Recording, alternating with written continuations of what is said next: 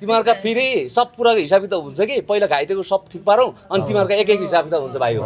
हिजो सडकमा निकैजना देखिसकेको थिएँ मैले, ती मान्छेहरू आज सडकमा छैन क्या। फेरि यिनीहरू कहाँ छन्? मन्त्रीमण्डलको लबिङमा पुगिसकेका छ कि यिनीहरू।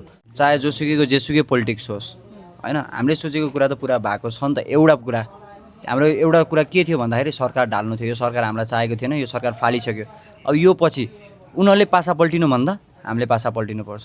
त्यो भए हुनाले हामी के कुरामा सचेत हुनुपर्छ, कसरी सचेत हुनुपर्छ यो जनता भन्ने कुराहरू मैले मात्र बुझाएर भन्दा पनि यो 4 करोड 3 करोड कति छ अहिले यहाँनिर होइन, सबैजना सचेत हुनु पऱ्यो क्या। इच एन्ड एभ्री जनताको यो चाहिँ यो खोपडी चाहिँ होइन सुध्रिनु पऱ्यो कि। बुझ्नु भयो नि? नेतृत्व एकैजनाले लिएर हिरोजम पल्टिने र सबै कामको एकैजनाले क्रेडिट लिएर हिँड्ने होइन।